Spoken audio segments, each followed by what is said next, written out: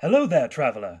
Take a seat by the fire and warm yourself. You are in the company of Finton Merrybrook, the greatest storyteller in all of Devine. You may have heard about my tales, carried upon the winds that sweep this dying world. I'm most known for my story of Giant's Bane and the Varak Horde. I know, ancient history at this point, but the history of Devine is full of powerful tales.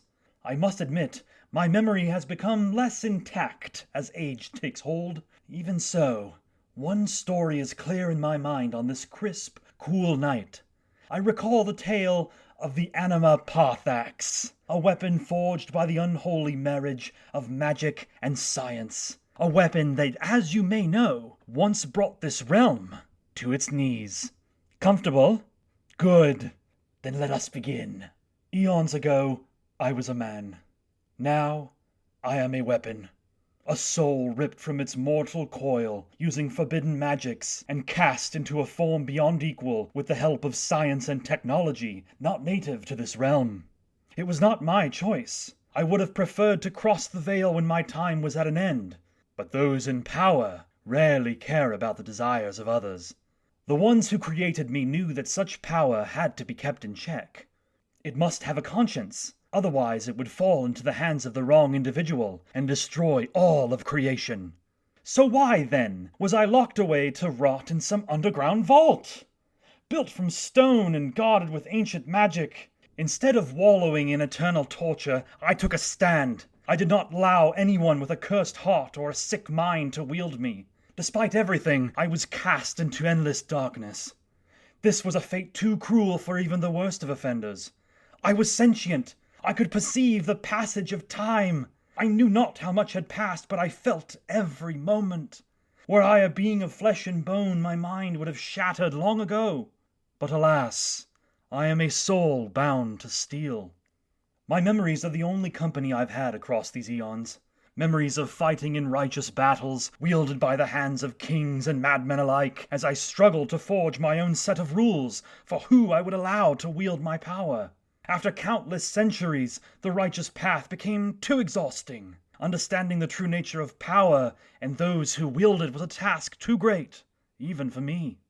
And so I bequeathed my power how I saw fit. Eventually all it took was a compelling argument and a strong conviction to force me from my sheath. Of course, a weapon like myself cannot be bound to a single form. My metal body changes shape and size based on the times, the wielders, and whichever form benefits the battle most. Trapped now, beneath stone, I am indestructible, unknowable, and utterly, completely bored.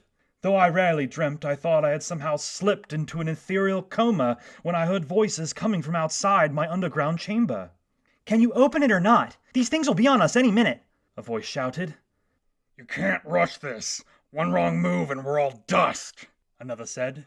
"Would have been nice to know that beforehand," a third voice remarked. I analyzed their language, the pitch of their voices, the cadence of their tongue. Yes, a sword would do nicely. I morphed myself into a stunning claymore, emanating a soft blue glow as the door to my chamber opened. 3 figures entered. A dwarf, sporting a long braided beard, an elf woman with her bow at the ready, and a hulking orc with bright green skin and yellowed tusks. "A sword? Seriously? This is why the dwarves are the treasure hunters." "I am no mere sword, I assure you," I said. The trio tensed up simultaneously. The elven woman tightened the string on her bow, as if paltry arrows would harm me. "We should leave. Nothing spells doom like a talking weapon." The orc dismissed her comments with a wave of his massive hand. "You're too superstitious. Such a blade will fetch a fine price from our benefactor."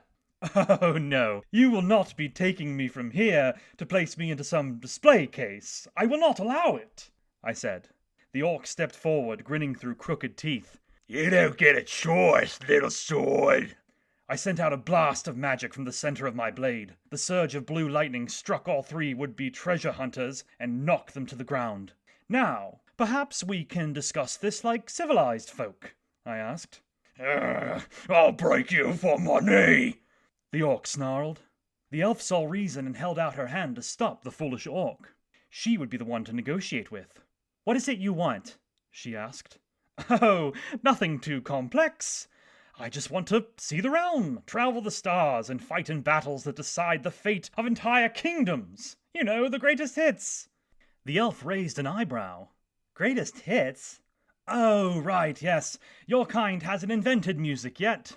My apologies. When you do, however, you should know that I can sway an entire crowd as a weaponized guitar. You wouldn't believe the things people will do when under the hypnosis of a good rock ballad, I said. The sword speaks nonsense, the dwarf shouted. I'll make things easy for you. Don't take me to some collector, no doubt old and brittle. Instead, take me and use me to carve your names into history. Together we would be unstoppable, I said. The trio seemed to like the concept. All of them nodded along to my proposal.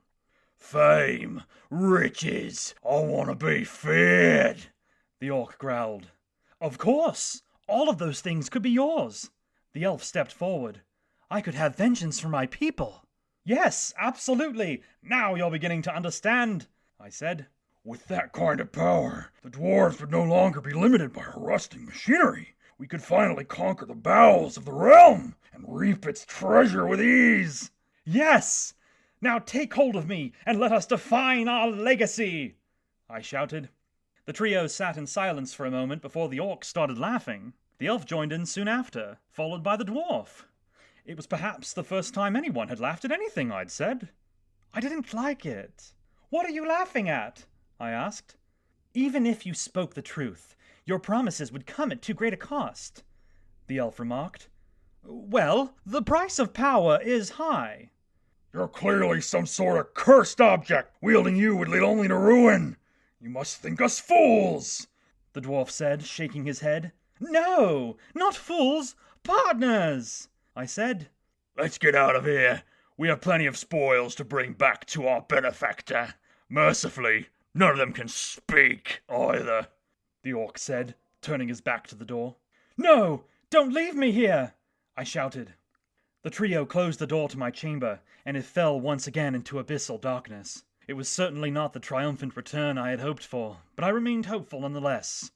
They'll be back. Just as I predicted, it was not long before the door to my living tomb opened once more. I waited silently for the group to step back through, at which point I would graciously accept their apologies for disrespecting me. Instead, whatever passed for fear in the body of a living weapon took hold.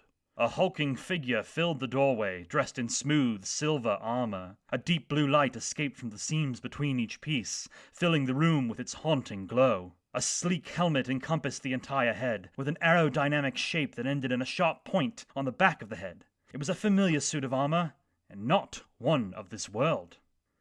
What are you doing here? I asked, struggling to mask my fear. Is that any way to greet your father? The figure asked with a synthetic voice.